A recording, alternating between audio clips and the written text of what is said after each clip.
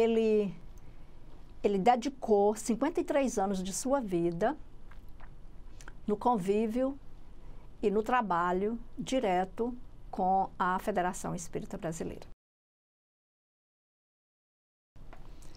Morreu em 2010.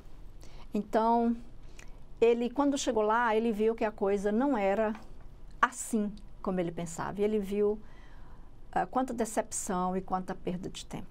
Então, ele começou a querer, a implorar por uma chance de falar isso através de um médium.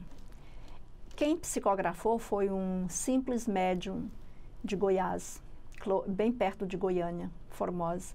Mas ele não é muito conhecido, porém, ele vive no anonimato, porém é notabilizado ele se notabiliza por incríveis textos de literatos e poetas. O nome dele é Arael Magnus. Então, vamos ver a psicografia do ex-presidente da Federação Espírita Brasileira. Ele diz assim, ele começa assim, mesmo Chico Xavier questionava o elitismo, a burocratização e o distanciamento da caridade no movimento espírita. Ele reclamou várias vezes. Agora, vamos ver a psicografia do dia 16 de abril deste ano, 2015. Veja bem, estar do lado de cá é menos surpreendente do que eu imaginava, ou do que nós possamos imaginar. Mas, ao mesmo tempo, é assustador quando a gente percebe o quanto perdeu tempo, o quanto desperdiçou e quanto estava em descaminho. E foi isso que eu vi assim que eu cruzei o oceano. Aliás, assim que eu cruzei a ponte. Ele diz assim, mesmo estando preparado, mesmo estando avisado, alertado a todo momento, perdi todo o tempo possível, desperdicei tudo, isso dói muito. O que mais que ele fala? Mesmo tendo à disposição uma extensa planilha de ações corretíssimas do meu lado, eu desperdicei o tempo. O que mais que ele fala? Mesmo tendo conhecimento da realidade espiritual, perdi meu tempo. Agora vamos falar da cegueira e gratidão que ele menciona na psicografia. Ele começou a vida mediúnica muito cedo. Ele começou trabalhando no Centro Espírita Bezerra de Menezes. Agora,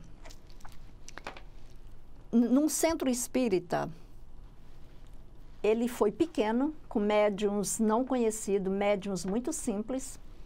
Ele foi livre de uma cegueira. E o nome do centro espírita é Olímpia, Belém.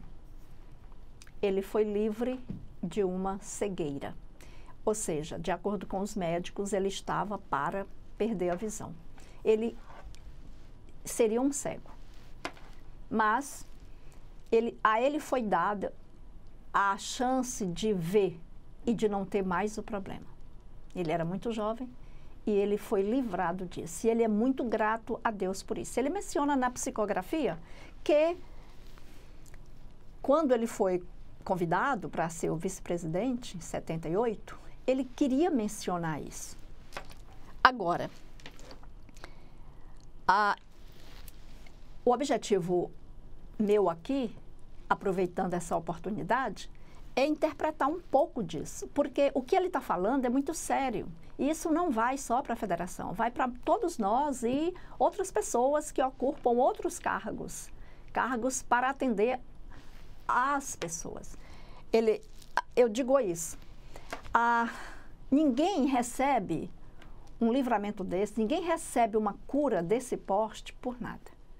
Uma pessoa, em primeiro lugar, uma pessoa que recebeu, que era para ficar cego, de acordo com os médicos, e não ficou, e recebeu ajuda, é porque se esperava dele alguma coisa. Já estava no programa que ele assumiria a presidência, já estava no programa que ele faria alguma coisa. Então, ele recebeu isso como uma espécie de prêmio ou como uma espécie de chance para exercer a sua função e com o máximo que pudesse. Bom, ele menciona isso. Vamos ver o que mais. Ele diz aqui, como médium. Vamos ver a vida dele como médium. Ele foi do Centro Espírita Bezerro de Menezes.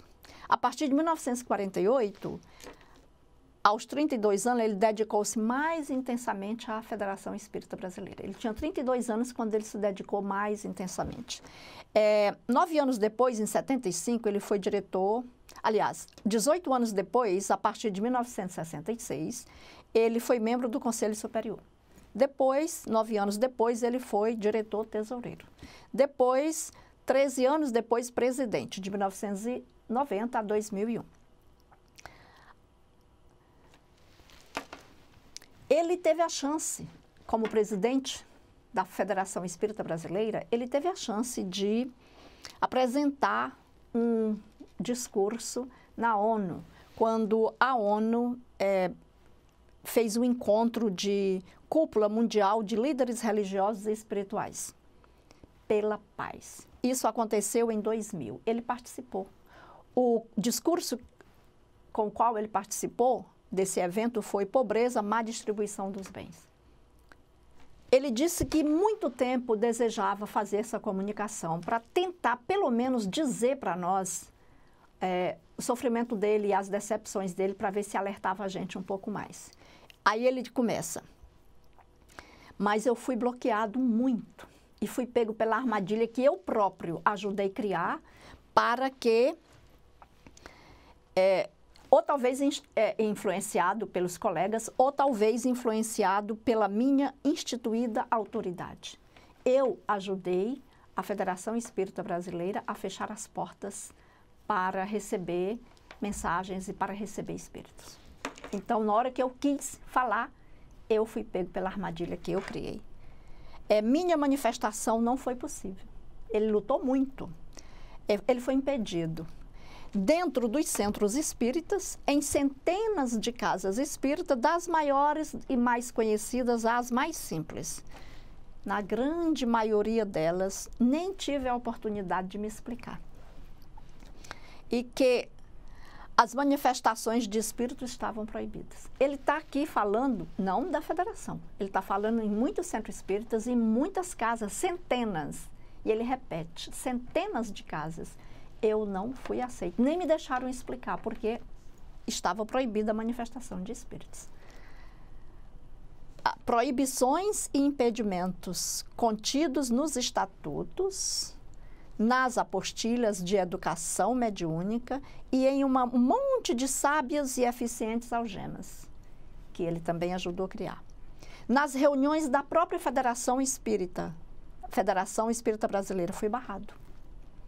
E, chocado, estupefato, assisti a espetáculos de mistificação grosseira. Isso que ele fala aqui é sério, gente, muito sério. Olha o que ele fala. Assisti a espetáculos de mistificação grosseira com famosos personagens, especialmente agora, penalizados com a destituição da condição de receptores como médiuns. Gente, o que ele está falando aqui é muito sério. Ele está dizendo agora que muitos médiuns tem a mediunidade destituída. Ele não está falando de mediunidade suspensa, porque a mediunidade pode ser suspensa e pode ser retirada. Ele está falando de destituída, retirada. Ou seja, não está fazendo nada, vamos retirar. A natureza não está mais brincando com ninguém, com cara de ninguém. Ou você faz, ou você não faz. Não tem mais tempo a perder. A cada segundo isso está mais claro para todo mundo que está com os olhos abertos para enxergar isso. Não dá mais para ficar enrolando, ou então fechar os olhos e fazer que está atuando. Ele fala aqui bem claro. Penalizados com a destituição. Eles encerram recepções, eles encenam, porque ele foi às casas, às reuniões da federação. E o que ele está dizendo é que viu encenações falseadas, interpretações teatrais, aplaudidos naturalmente por obsessores batinados. É muito bonito da parte dele, é por isso que eu estou aqui. ele ter coragem, mesmo do outro lado, de abrir a boca, pelo menos na tentativa de nos alertar. Porque muitos livros estão nos alertando. Ele diz aqui, obsessores batinados. Ele está falando dos padres, bispos, dos cardeais, os cardeais da igreja, da época da Inquisição especialmente. Nós já recebemos muitas mensagens falando exatamente sobre o clero da época da Inquisição, principalmente, que não suportava o nome espírito e que mandou muita gente para a fogueira, e nós sabemos disso. Eles estão de volta, talvez até como personalidades, ou como espíritos que ficaram agarrados no tempo. Mas eles acreditam que estão vivendo no tempo, certamente, e eles querem acabar com qualquer um que esteja trabalhando no movimento espírita e que mostre algum progresso ou alguma chance. Eles querem acabar e eles não são brincadeiras. E a gente já tem provas disso, porque eles já deram as caras, pelo menos para mim, já deram. Eu acredito que já deram a cara para muitos outros. Então, já recebemos essas mensagens de outras formas. Mas aqui, o presidente, o ex-presidente, está falando que viu. Ele não ia usar um médium para mandar uma mensagem, ele que amou tanto a federação, para mandar uma mensagem falsa. E nem esse médium. Ele tem mentores, ele tem tudo. Tudo foi organizado como mais uma chance que a gente está tendo de receber alertas. Essa história aqui encenam recepções falseadas, interpretações teatrais aplaudidas por obsessores batinados. Isso é muito sério. Isso é muito sério. Ou seja, não está acontecendo nada, pelo contrário. E muitos outros centros espíritas estão se perdendo por conta disso. Os médiuns não estão acordados para os ataques e as coisas estão se acabando. E eu vou aproveitar, olha aqui, centros e casas espíritas e Federação Espírita, mediunidade suspendida. Eu vou aproveitar para mostrar aqui um livro para vocês. Não há mais tempo. Esse livro é do Agnaldo Paviani, o médium, e foi organizado pelo Dr. Klaus. E eu peço a licença de vocês, especialmente o Dr. Klaus, para falar sobre o livro um pouco. Esse livro, ele fala coisas parecidas. Olha aqui o que ele fala, as alertas que ele traz. Veja aqui, temos visto uma imensa dificuldade de deixar que o espiritismo desça da cabeça para o coração. Temos aprendido a lidar com os espíritos trevosos que tentam retardar a evolução da humanidade. Não obstante, temos nos negado a admitir que as trevas de fora, em verdade, são apenas o efeito da escuridão moral que ainda trazemos dentro de nós mesmos.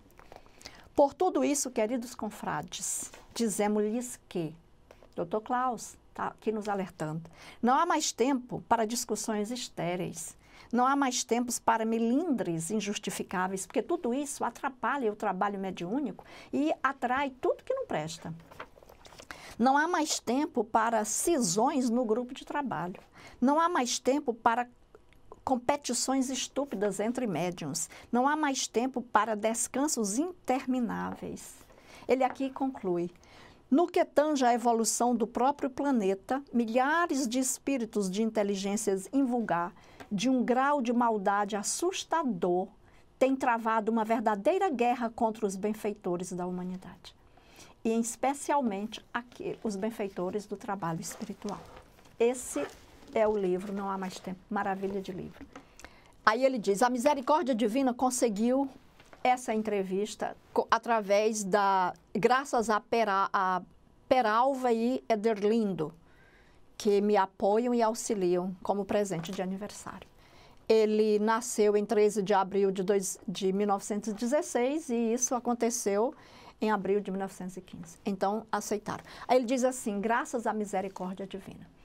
Na verdade, eu nem quero acreditar que seja graças à misericórdia divina eu consegui essa entrevista. Na verdade, essa entrevista, essa psicografia, foi mais uma chance que foi nos dada através de uma pessoa que dedicou a vida à federação, o grande órgão que todos respeitam, foi uma chance que, através dele, pelo respeito que ele trouxe com suas ações lá dentro, é uma chance para nós, porque veio dele, veio a partir de um que foi lá de dentro. É uma chance para nós abrirmos os olhos. A misericórdia divina não foi para ele a chance, que estava morrendo de remorso e queria, de alguma forma, fazer o contrário, e teve essa coragem de falar dele próprio. Essa misericórdia divina foi para nós. Nós é que estamos aqui lidando com a situação e nós assinamos contratos. Vamos ver mais o que ele fala. Ele fala aqui uma outra parte da psicografia. Um retorno ao deserto. Há perigoso e crescente desvio no movimento espírita, que está caminhando para uma cegueira e escuridão imensas, tá? O livro Não Há Mais Tempo está falando isso. E muitos outros, muitas mensagens estão nos alertando. Mensagens psicografadas o ano passado, outro tempo, mas que o ano passado saiu muito bem antes da Copa. Ramatiz tem mensagem falando sobre isso, especialmente a gama de espíritos querendo acabar com o movimento espírita no Brasil, querendo acabar com a moral do Brasil. E certamente para o Brasil deixar de ser a pátria do Evangelho. Coração do mundo, pátria do Evangelho, claro. O que mais que ele fala? Em nome da vaidade e da permanência de sentimentos, nós estamos correndo esse risco. Herdados de nosso passado clerical vaticanizado. Isso que ele fala. Herdados pelo nosso passado, porque nós fomos partes da Inquisição. Especialmente os que estão em liderança nos grupos espíritas, nos trabalhos de mais importância e responsabilidade, foram todos da Inquisição, praticamente, foram os piores, foram os que mais torturaram.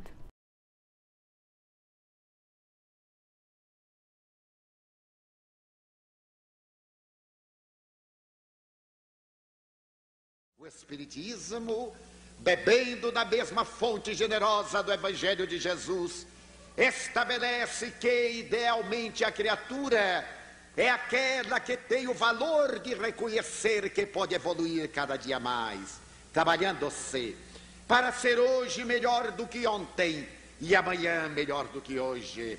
Odiernamente, a psicologia estabeleceu que a pessoa, do ponto de vista psicanalítico, é constituída por 4 elementos essenciais: a consciência, a personalidade, a identidade e o conhecimento.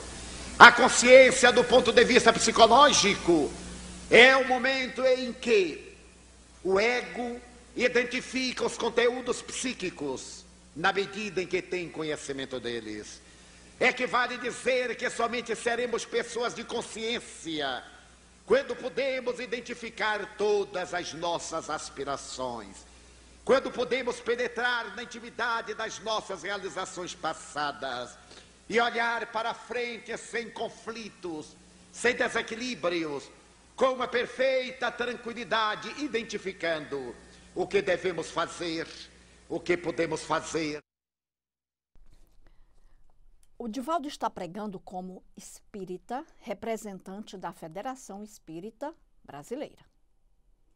Em primeiro lugar, espera-se que sua pregação seja com o objetivo de ensinar e conscientizar os ouvintes a adotarem o conhecimento e a prática do espiritismo. Daí a razão de ele estar representando a Federação Espírita Brasileira.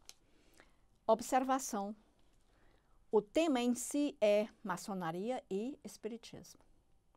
Isso já foge do objetivo, porque não se pode ensinar e conscientizar alguém a adotar 2 deuses. Bom, segundo lugar,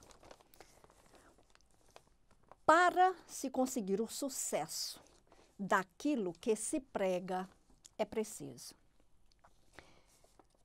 primeiro, o pregador com a doutrina conscientizando. Segundo, o ouvinte com o entendimento percebendo. E terceiro, Deus com sua graça iluminando. Isso já é conhecido. É um discurso imponente, mas para impressionar que realmente para ensinar e conscientizar à luz do Espiritismo. Um estilo dos eclesiastas do Barroco. Para haver um bom entendimento e conscientização por parte do ouvinte, é preciso que o assunto da pregação seja um só, que o estilo da pregação e a voz do pregador seja simples e natural. O estilo e a voz são naturais por acaso?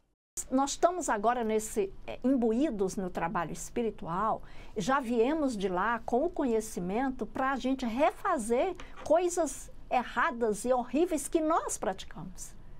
Então, infelizmente, embora a gente tenha o conhecimento do Consolador, lá dentro ainda tem a sombra, porque todo erro é sombra. Bezerra de Menezes martela isso sempre. Erro é sombra. Então, embora nós estejamos com o conhecimento, com a luz do Consolador para fazer alguma coisa diferente, para comportar-se diferente, para dedicar-se, nós temos a sombra. E a sombra, às vezes, é muito forte. Então, ele está dizendo, herdados do nosso passado clerical vaticanizado. O que mais que ele fala? Minha iniciativa é uma tentativa, preocupação de meus erros que só agora detecto e que possa servir de alerta para condução aos trilhos corretos. O que mais? Nosocômio. Vamos ver o que ele fala sobre nosocômio. Desde minha passagem, desde que ele morreu, 2010, estou numa região de reparação, de recomposição, destilando gota a gota os sentimentos de decepção pela oportunidade desperdiçada.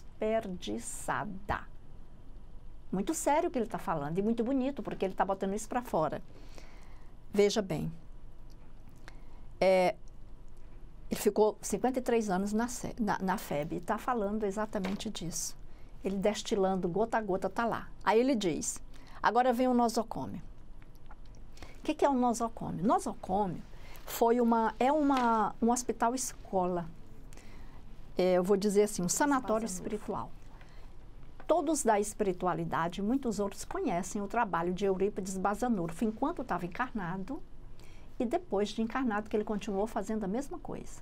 Ele era um mestre, ele educava, mas ele construiu um hospital para ajudar a pessoas com problemas obsessivos, levando à loucura, levando a tudo, e que os profissionais não podiam ajudar. E ele ajudava com a mediunidade dele, só que foi perseguido. Ele foi perseguido pela ciência, que na época ele não era parte dela, mas tinha um hospital e perseguiu muito. Então, mas ele continuou fazendo. Ele não preocupou muito, não. Ele continuou ajudando e ajudou muita gente a voltar para o equilíbrio emocional, mental e espiritual, porque o problema era obsessivo e auto-obsessivo. O que é auto-obsessivo? Personalidades. O que mais o povo está sofrendo agora? Problemas com personalidades. Bom, mas ele não menciona isso. Bom, morreu na época da gripe espanhola. Morreu muito cedo. No período de 1930, 1940, que ele já estava lá, ele lutou muito para construir esse sanatório espiritual para aqueles que faliram nos compromissos terrestres e que após o corpo físico apresentassem desequilíbrio. Aí lá também é um hospital escola e serve também de laboratório para preparação para futuras encarnações. É dito, onde é que está esse tema? Esse tema está aqui, Tormentos de Obsessão, um livro do Divaldo Franco. Está falando muito bem sobre esse trabalho do nosocômio. Aliás, muitíssimo bem. Está falando todos os detalhes aqui do trabalho que eles fazem lá. Um trabalho maravilhoso. O que mais está falando?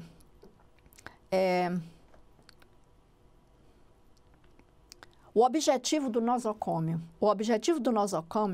é de atender a patologias específicas tais como delírios graves, possessões de longos postes, consciência autopunitivas, um dos casos do Dr. Giovanni.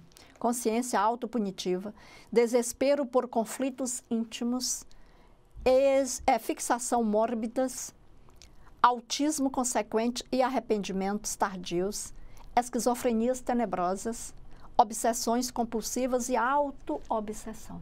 Lá também cuida da auto-obsessão. O que é auto-obsessão? A apometria trabalha com isso o tempo todo. O múltiplo desdobramento trabalha com isso o tempo todo. O J.S. Godinho está fazendo um trabalho lindo depois do Dr. Lacerda. Então está na hora da gente juntar as mãos. Está na hora da gente se acorrentar no amor e no compromisso que nós assumimos, que é para a gente mudar pelo menos alguma coisa. É isso que os espíritos precisam. Os espíritos precisam de nós.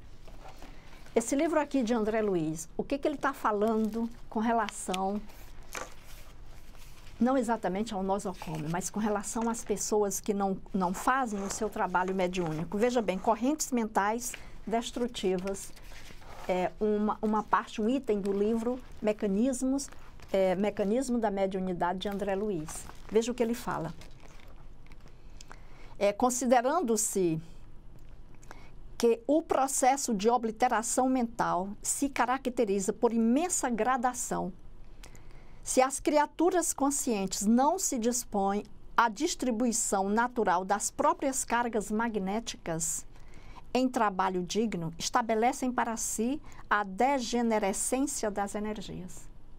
E depois, nessa posição, emitem ondas mentais perturbadas, pelas quais se ajustam as inteligências perturbadas do mesmo sentido, encarnados e desencarnados de todas as matizes. Quando não há o compromisso assumido, e aqui ele está falando bem claramente, a vaidade, o elitismo, o distanciamento daquilo que é para ser. Porque não tem espíritos, ninguém se recebe espírito. Dr. Bezerra de Menezes já falou que os centros espíritas da federação são centros espíritas sem espíritos. E Dr. Bezerra de Menezes é uma celebridade.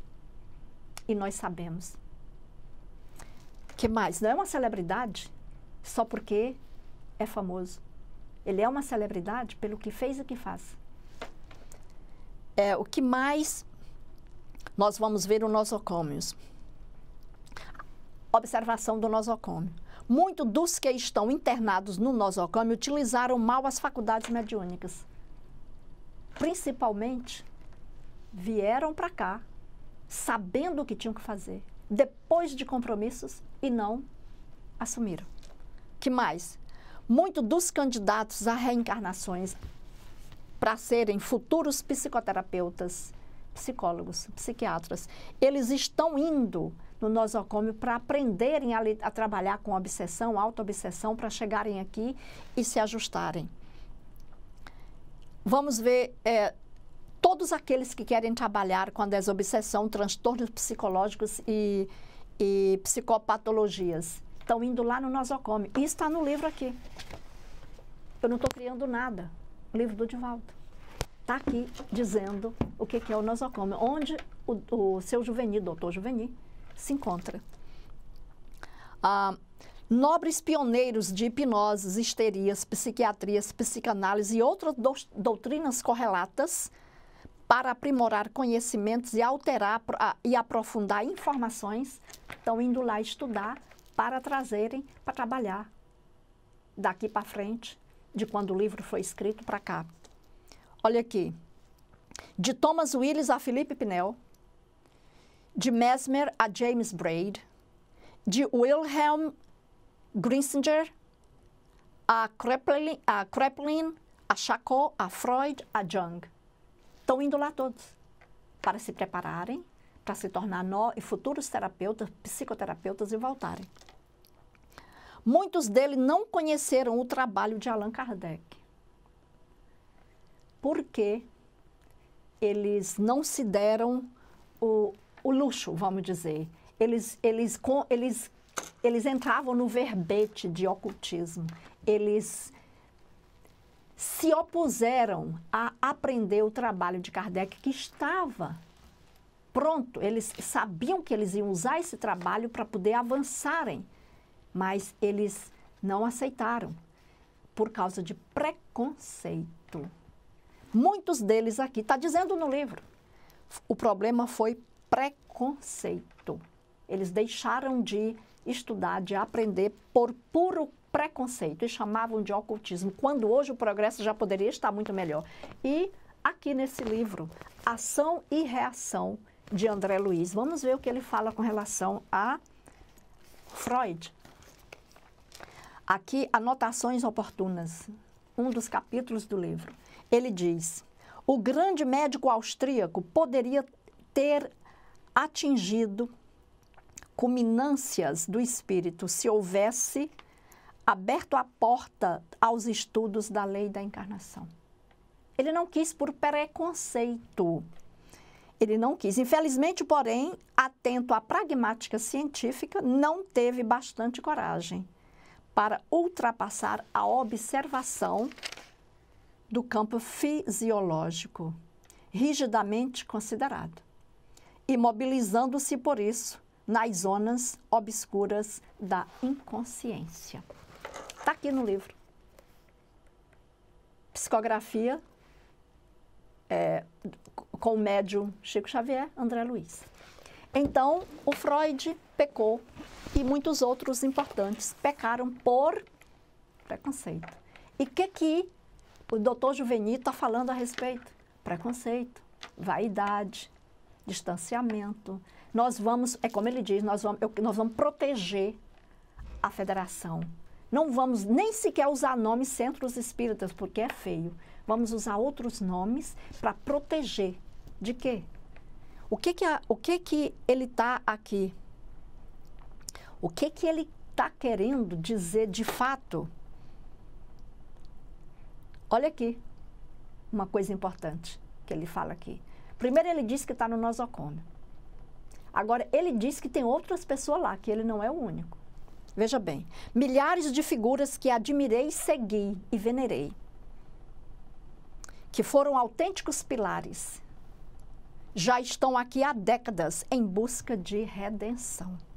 Como déspotas esclarecidos, se petrificam em conceitos absolutistas e sofrem muito. Preconceitos e conceitos. Eles estão lá sofrendo há décadas porque não aceitam o progresso.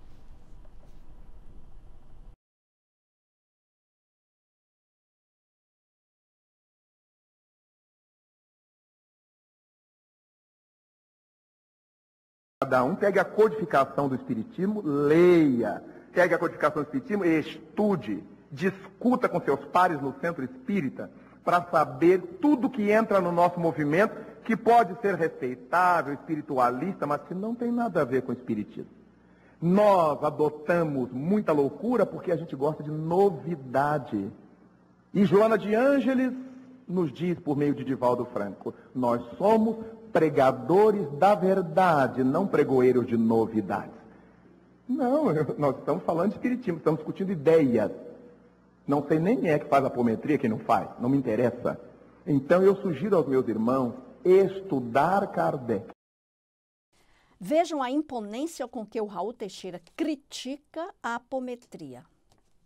Carregado de preconceito e desdém. E quando ele menciona Joana de Ângeles, ele se refere: nós somos pregadores da verdade e não pregoeiros das novidades. Ele põe os apômetros lá embaixo. Não é uma pregação mais para mostrar poder?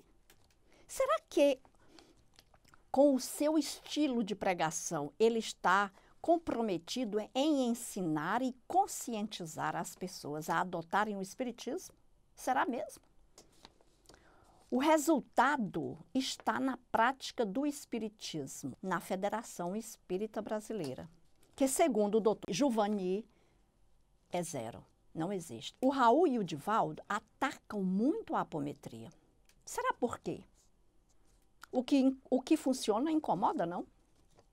O Divaldo escreveu já, em outras palavras, quem quiser seguir com a apometria, que se dissocie do espiritismo. Eles agem como se fossem os donos do espiritismo, como se o espiritismo fosse uma congregação católica comandada pelos cardeais da Idade Média. Essa atitude não é bem parecida com o Auto de Fé de Barcelona? 9 de outubro de 1861, Barcelona. 300 livros de Kardec foram queimados em praça pública pelo bispo Antônio Palau. Bom, o Kardec publicou esse ato. O subtítulo do artigo, Resto da Idade Média. E o doutor Juvani alerta quanto aos obsessores batinados, aplaudindo a mistificação teatral nos centros espíritas, ou seja, nas casas espíritas. Não é mesmo irônico? Eles estão repetindo a mesma coisa que repetiram naquela época. Hoje eles são espíritos, na época eles eram encarnados. Eles querem impedir o progresso, eles querem mandar. E estão utilizando quem? Os médiuns. Kardec disse bem claro que o espiritismo nunca seria obsoleto, porque acompanharia o progresso. Será que o que eles estão fazendo é progresso? É respeito a quem passou muitos anos estudando para estabelecer as leis da apometria, um médico respeitado? Os pregadores da verdade estão agradando aos homens ou servindo a Deus? Conhece-se o verdadeiro pregador pelo resultado de suas pregações. Padre Vieira. As casas espíritas da Federação Espírita Brasileira têm espetáculos de mistificação teatral. Dr. Juvani. Ele está criticando aqui especialmente a Federação por conta de não quererem ajudar aos espíritos. Quem precisa mais? Continuemos. Há tristes casos, lá onde ele está, há tristes casos de demência crônica. Infelizmente, são comuns surtos psicóticos, revoltas momentâneas, inaceitação da realidade. Numa época em que nós estamos vivendo e que muita gente muito espírito está sendo transferido para um planeta inferior porque não quer mudar, isso daqui é um prato cheio. Claro que luminosas entidades ajudam a todos nós. Em todo lugar vai ter ajuda. O que mais? Essas figuras das quais ele fala se destacaram pela cultura, pelo conhecimento, pela dedicação à causa da doutrina espírita, foram vinculados diretamente à federação ou a instituições independentes como as de São Paulo, Rio de Janeiro, Minas Gerais, Rio Grande do Sul e outras. Muitas figuras de pilares fortes, figuras que ele admirou e venerou, estão lá, sofrendo como déspotas esclarecidos por preconceito. Pelo menos ele chegou ontem lá, que foi muito tempo, 2010. Ele bateu em muitas portas antes de conseguir, mas ele botou para fora o próprio erro para ver se a gente ainda acorda. Aí ele diz, abraçamos a doutrina, criando um verdadeiro exército de proteção e viramos as costas aos irmãos. O alvo principal, não. Nós viramos a costa. E é uma realidade. Muitos estão fazendo isso. Não somente da federação. A federação é um exemplo maior. Mas, e a fraternidade e a caridade? É o que ele questiona. Não sou eu que estou falando, eu estou interpretando. É o que ele está falando. As portas, aí ele põe entre aspas, as portas das casas continuam abertas, prontas ao acolhimento. Aí ele diz, pura citação teórica, que falta prática, que limita, que condena, que exclui, que separa. Qualquer um que queira resolver uma dificuldade de indagação interior, de problemas momentâneos, de compreensão de vida e que procuram uma casa espírita, precisam primeiro submeter a cursos intermináveis e exposições doutrinárias intermináveis. O que vai acontecer? Ninguém vai aguentar, sai. Ninguém formou... Aí ele dá outro exemplo. Ninguém formou tanto no mundo mais que Chico Xavier.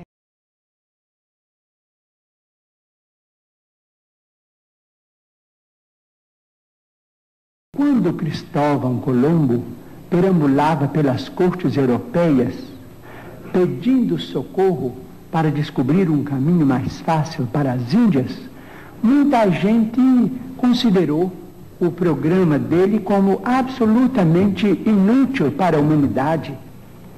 Mas nós hoje sabemos, depois de 5 séculos quase, mais de 4 séculos, a importância do feito Então nós não podemos também acusar os nossos irmãos que estão se dirigindo à Lua para pesquisas que devem ser consideradas da máxima importância para o nosso progresso futuro. Então, na Lua, é possível que o homem construa as cidades de vidro, as cidades estufas, onde cientistas possam estabelecer pontos de apoio para a observação da nossa galáxia. Essas cidades não são sonhos da ciência.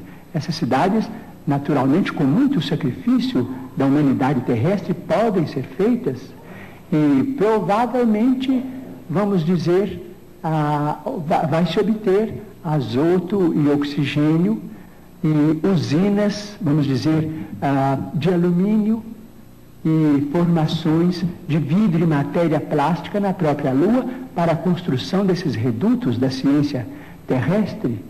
E provavelmente a água será fornecida pelo próprio solo lunar. Então teremos, quem sabe, a possibilidade de entrar em contato com outras comunidades da nossa galáxia.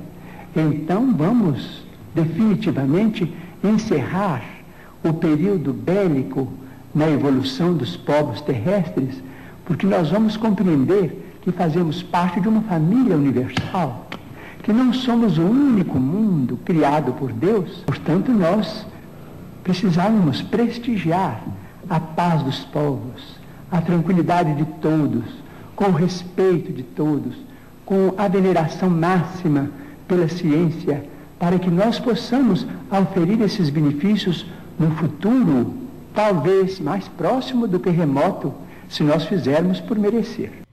Vejam a postura do Chico Xavier no trato com as inovações e as críticas quanto a elas. Veja bem, vocês viram tudo. Postura de quem respeita o trabalho dos outros e de quem acompanha o progresso do planeta. E olha que ele foi uma autoridade máxima dos valores crísticos no Espiritismo. Então veja, mais ou menos na mesma época, os três falando, com os olhos de análise. 412 livros, dedicou a vida. E que hoje está em tudo que é lugar, um pouquinho aqui, um pouquinho ali, mas conseguiu entrar em tudo que é lugar, ensinando. E ele era praticamente literado. E começou muito jovem. Aí ele faz aqui uma alusão. Hoje, se um jovem de 17 anos iliterato, ou mais ou menos iliterato, procurar um centro espírita, mesmo tendo tudo isso, ele não vai ficar. Ele vai sair. Por quê? Se ele for do interior, se ele for pouco literado, se aparecer numa casa espírita, vai receber uma bateria de questionamentos e repreensões e sairá. Não vai aguentar. Se tiver dinheiro, olha o que ele fala. Se tiver dinheiro, será entupido de livros e apostilas. Não vai continuar também. Aí ele diz, novos Chico Xavier com a atual estrutura, não vai ter mais chance. Ele está falando isso de coração. Ele está falando isso como alerta. Isso é uma realidade. Vamos acordar, minha gente. Ainda há tempo. Nem tudo está perdido. Decepcionante, interessante aqui a coisa que ele fala. Decepcionante foi quando eu próprio descobri que os livros que eu escrevi, não significam nada. Foram lidos por uma meia dúzia de pessoas e eu perdi meu tempo. Quais foram os livros que ele escreveu? Escreveu 5 obras, todas elas publicadas na Federação Espírita Brasileira. Presidente, tinha que escrever alguma coisa, tinha que ter nome, fama, celebridade, porque a preocupação é de ter fama. A preocupação é de mostrar o tempo todo alguma coisa, embora não seja, mas vamos mostrar seja o que for. Depois sai daqui, não significa nada. Aí ele diz, o que ele escreveu? Tempo de transição, 1988, tempo de renovação, 1989, o que dizem os espíritos sobre o aborto, 2001, novos tempos e amai-vos, instruí-vos, ambos em 2012. Ele diz, perdi meu tempo, não valem nada. E essa foi uma das grandes decepções que eu sofri aqui, só depois que eu cheguei aqui. Aí ele fala, caímos na cilada da vaidade, da arrogância, da presunção de superioridade. É verdade. Abandonamos os humildes, os analfabetos, os sofredores principalmente, os sofredores. André Luiz diz num dos livros dele, e isso o Godinho também menciona, eu acho até que é Libertação, se eu não estou enganada. Ele diz o seguinte, sobre as personalidades e sobre os espíritos sofredores. Ele fala primeiro sobre os espíritos sofredores.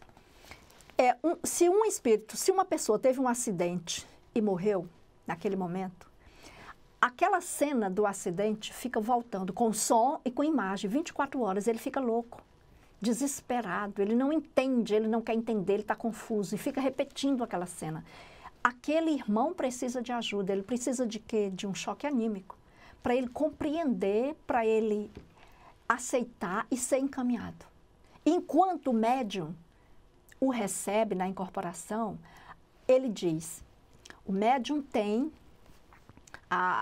o ectoplasma que já produz a substância para acalmá-lo. Enquanto está atendendo, o ectoplasma já está ajudando e ele vai aceitar e vai ser encaminhado. Ele precisa disso, porque com o choque anímico ele vai ter a chance de voltar ao presente, entender a situação, pelo menos entender apesar do sofrimento. E milhões, ele diz, milhões estão nessa condição, ou porque se suicidaram, agora sou eu que estou dizendo, ou porque se suicidaram, ou porque morreram com o problema da droga e quando chegam lá viram que foi um erro e não podem mais voltar, ou por 1001 razões, por remorso, por culpa, e precisam de ajuda. Quem é que pode ajudar esses espíritos? Os médiuns. A boa vontade, o amor. É como diz o Dr. Klaus em Não Há Mais Tempo. Está precisando tirar da cabeça e descer para o coração. Tirar a parte espírita, tirar esse compromisso, tirar esse conhecimento da cabeça e descer para o coração. É isso que está precisando. Amor, dedicação, sentimento pelos outros, porque nós não estamos mais na época de nós estamos na época do outro. Quem não faz pelo outro vai perder a chance, como ele está dizendo aqui na psicografia. Então, André Luiz diz isso. É muito penoso, precisa. A federação não aceita. E o próprio ex-presidente disse que ele foi um dos que ajudou a criar também, foi a própria cilada dele. Não podemos receber. E aí vai receber quem? Fechamos a porta para tudo isso e deixamos de lado todos os outros que precisam. Os humildes, os espíritos e pessoas que estão com problemas de personalidade. Quantas pessoas em ressonância com personalidades, como o André Luiz fala também, sobre a mulher desesperadamente chegou num centro espírita gritando, dizendo que estava com um objeto de lâmina dentro dela e que o homem que tinha acabado com a vida dela tinha sido um homem. E ela estava em ressonância com uma personalidade dela. E o homem que fez isso hoje, aliás, na vida presente dela, era quem estava ajudando ela. Mas quem estava reclamando e gritando aos berros que tinha um objeto dentro dela que a matou foi a personalidade. Ela não sabe que isso é uma personalidade, ela está agindo por conta. E parece que foi o instrutor Aulus que vai explicar tudo isso. É ela própria, só que ela está vivendo o que ela não conseguiu esquecer pela encarnação, porque quando você vai para uma nova encarnação, você passa pelo esquecimento. Ela não conseguiu esquecer naturalmente, ela está agarrada. Então, minha gente, é isso. Ele está aqui apelando e apelando muito para esse fato. Apelando para o fato de que não deixem para amanhã o que se pode ser feito hoje. Ele está dizendo, nós não fizemos, mas não significa dizer que ainda não pode ser feito. Vamos fazer alguma coisa enquanto há tempo. Porque agora, é como o Dr. Klaus fala através de Agnaldo Paviani, Jesus está precisando de nós agora. O trabalho crístico é agora, na hora da separação, na hora do Armagedon. É agora. Depois, ele não vai precisar mais, porque o tempo passou. Ele está chamando a atenção para isso. Pode até precisar para outras coisas, mas nesse momento é que nós estamos aqui. O Godinho fala, num dos livros dele, de uma reunião que houve em 1860 no mundo espiritual, e eu já tive a chance de ver essa reunião e com clareza, aonde muitos se comprometeram, muitos e muitos e muitos. Quem falou isso foi Mahayana, através do grupo do Godinho. Muitos se comprometeram em estar na Terra agora para ajudar nesse trabalho. 1860. Esse já vem de longe, esse compromisso já vem de longe, e preparos de longe para isso. Ele fala aqui quanto à nossa missão, ajudar a humanidade a conhecer, saber e se comunicar. Isso é o que o Kardec diz. Ele diz, as reuniões kardecistas estão igual missazinhas repetidas. Não saem daquilo, não fazem mais nada. E ainda falsificadas. E ainda fala que é Kardec. E o que Kardec diz, qual é a missão nossa com relação ao que o Kardec fala nos livros dele, ajudar a humanidade a conhecer, saber e se comunicar com o mundo além de túmulo, de forma contínua. A gente precisa tirar dos espíritos que podem dar conhecimento e utilizar, e dar para os espíritos que estão precisando de ajuda e estão perdidos, encaminhados. Nós precisamos disso, tirar de um e aprender e dar para outro que está precisando. Que mais ele fala? Transformações, nossas reuniões. Vamos tentar, nós transformamos. Ele diz nós, mas na verdade, ele, na época, fazia isso sim. Transformamos nossas reuniões espíritas em missazinhas enfadonhas e repetitivas, e sem presença ou manifestação de espíritos desencarnados. O que ele está falando é muito sério. É muito sério porque missazinhas é uma crítica, sim. Mas, será que ir à missa e comungar e voltar para casa e achar que pode fazer tudo, está fazendo alguma coisa? Porque nesse livro aqui, está bem claro o Eurípides dizendo, o Eurípides Basanurfo falando. Está bem claro no Nosocomio, quando ele foi criar. Ele está dizendo o seguinte, que muitos são preparados lá para descerem com compromissos e quando chegam aqui distorcem tudo, não fazem nada e voltam piores, muito piores. Quando? Não direto para o umbral, que a maioria vai direto para o umbral. O número no umbral já é dado em mensagens de católicos, budistas, espíritas, nem se fala. Especialmente o espírita que conhece tudo e continua fazendo a mesma coisa. Mas cristãos da igreja evangélica, católicos, budistas e muitos outros que estão lá no umbral, padecendo. Por quê? Porque foram as missazinhas que poderiam ter aproveitado muito conhecimento, só que não aproveitam. A igreja católica tem uma estrutura filosófica para seguir maravilhosa. E isso está escrito num dos livros do Paranhos, o rapaz do Rio Grande do Sul, como é que é o nome do livro? A História de um Anjo. Ele fala no livro A História de um Anjo, dizendo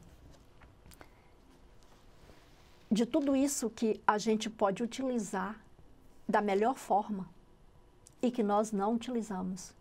Ele fala que essa chance a gente tem, mas é utilizar. Ele diz que as religiões juntas têm, no catolicismo, uma estrutura perfeita. É só seguir os 10 mandamentos e muitas outras perfeições. A igreja evangélica com a união, a forma como eles se unem.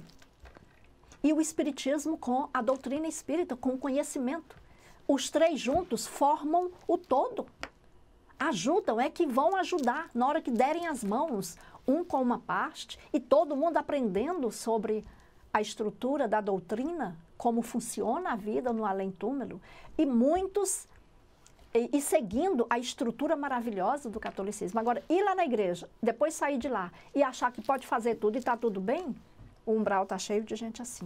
E ele está deixando isso bem claro. E olha que o doutor Juveni fez muita coisa maravilhosa. Ele se dedicou.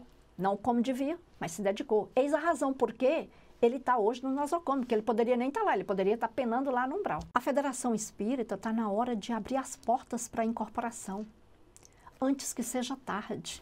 Porque os cardeais da Inquisição, os obsessores, não estão brincando. Eles estão apostando que vão acabar com tudo isso. E se não mudar, gente, se não mudar, isso aí não é nenhuma prevenção, quem sou eu? Mas se não houver mudança, está sujeita a ruir. E olha que a federação é uma estrutura muito boa, uma organização maravilhosa. Se não houver mudanças, ela está sujeita a ruir como muitas outras, como as grandes nações ruíram. Ninguém diria nunca que Roma ia ruir um dia. Ruiu, por falta de mudanças. As grandes civilizações acabaram pelo mesmo motivo. Vamos transformar as missazinhas enfadonhas em ajuda aos sofredores, personalidades, ou mesmo aos sofredores espíritos.